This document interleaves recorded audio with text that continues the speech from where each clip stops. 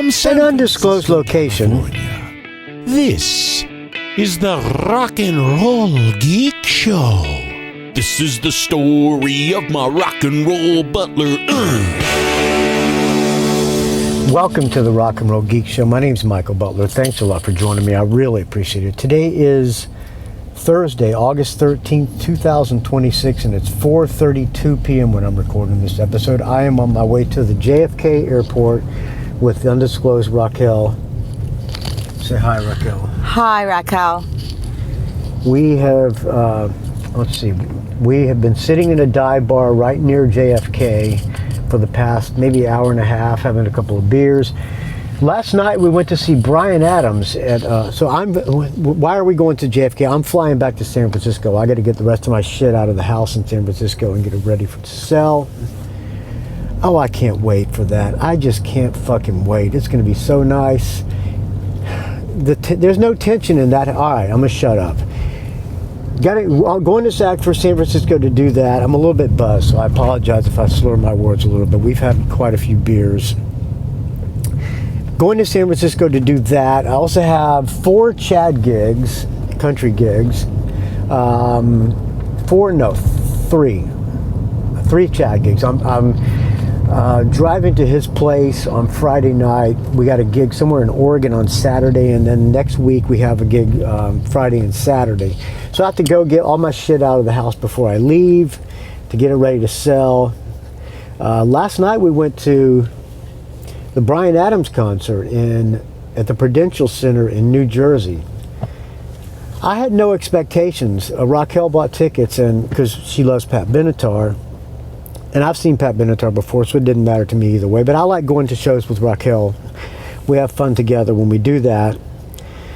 And I'm a Bryan Adams fan, but the thing about Bryan Adams, he's got a lot of shitty ballads, and he's got a lot of great tunes as well. So I had kind of low expectations for that. I gotta say, man, I was extremely pleasantly surprised at how good it was. They played in an arena, the Prudential Center, and it was packed.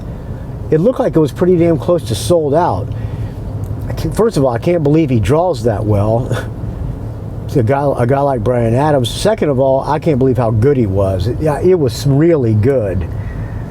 So we had a good time at the Bryan Adams show. We stayed somewhere in Long Island City last night, and we stayed at a hotel that was sketchy. Would be a compliment on this place. But we made it through the Bryan Adams concert and the stay, and so we had time to kill. So we went out and had lunch and walked around Brooklyn and just hung out, and then we found a bar called The Rail, which is near JFK, and it's a good dive bar, really good dive bar. Very busy because a lot is right in front of the train station that goes directly to the airport. So we had a good time drinking a few beers. Last night was a very historic night, apparently, because it's all over the internet that Ritchie Blackmore got back with Derp Purple. Who knew that there was that much interest in Ritchie Blackmore playing one song with Derp Purple, but it's everywhere. And lucky Michael Butler, friend of the show, Chris Capelle, went to that show. So Chris Capelle, take it away, friend.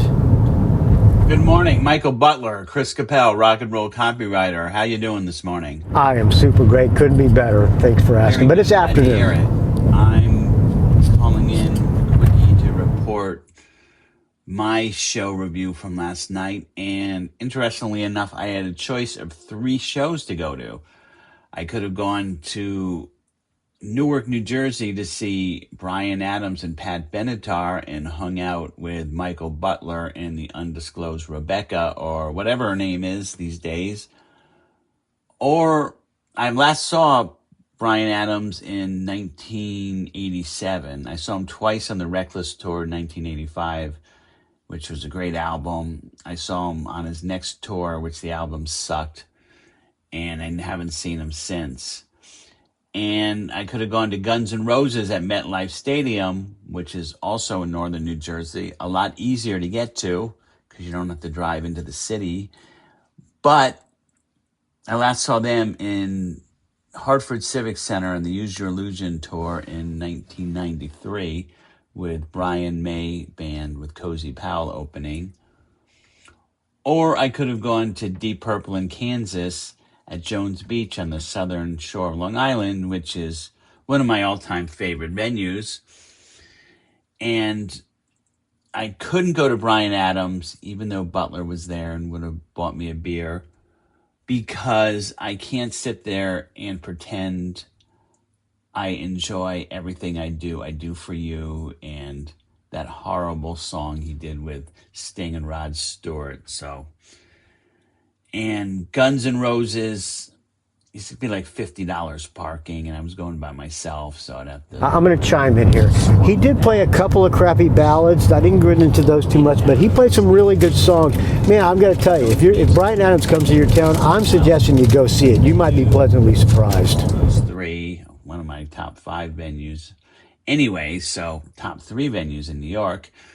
So I went for that. Kansas came on first. 0 original members. They sounded fantastic. I'm not a fan. Sounded just like the record, even though there's nobody on stage who is remotely involved with this 70s or 80s version. So they played my favorite Kansas song, which was Play the Game Tonight, which is one that Steve Walsh didn't even sing. It was when he was replaced. And then Deep Purple came on at 9:30, and the big rumor was Ritchie Blackmore was going to come on stage and play a song for the encore. And their set was 5 songs from Machine Head, a few new ones. You know, they played Hush as their last song, which was kind of a jam. But Blackmore came out and did Smoke on the Water with them, and he wore his guitar kind of high. And he wears a wig, by the way. He always has. But so he did that, and it was nice.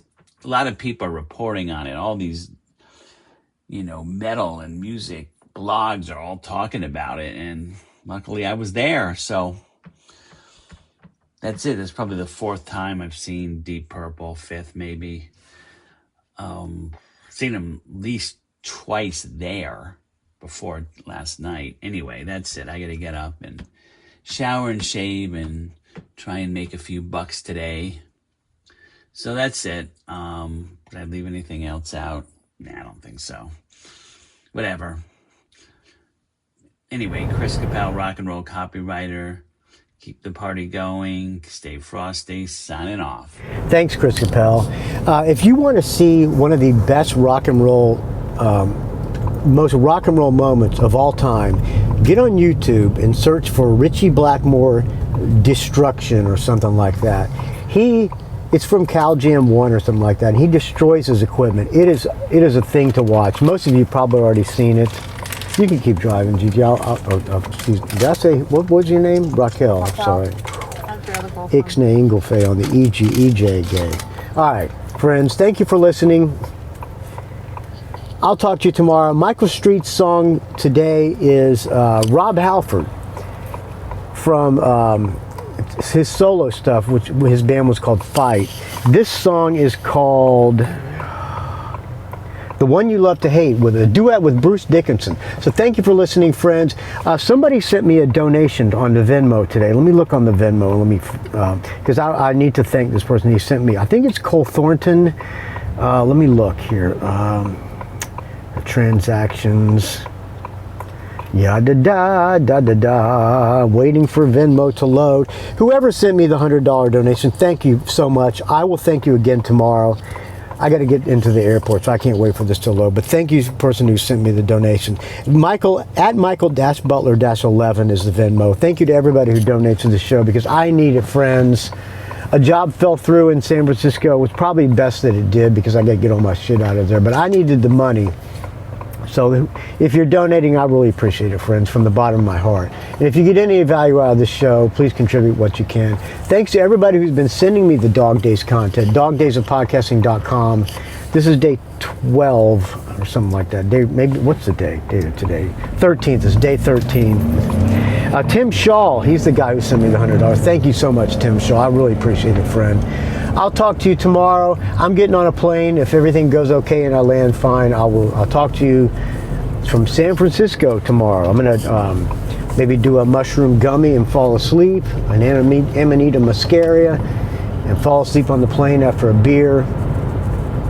I get in like, I don't know, 10:30, 11 o'clock at night, and get up and drive to Chad's house. All right, I'll talk to you tomorrow, friends. Here's Rob Halford with special guest Bruce Dickinson.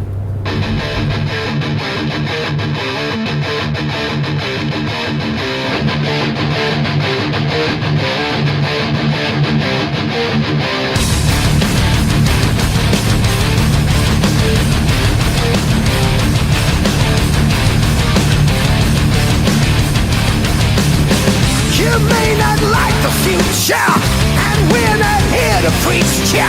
We'll take you to the killing floor. You think you want to know me, you think you want to own me, but I have nothing you can buy.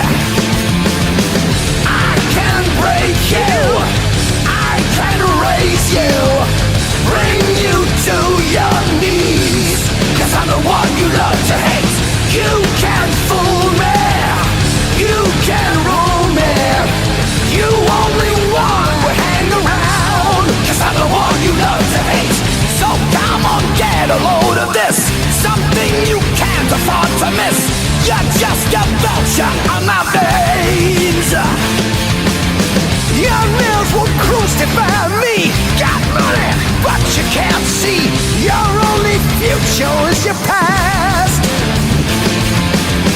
I can break you, I can raise you, bring you to your knees, 'cause I'm the one you love to hate.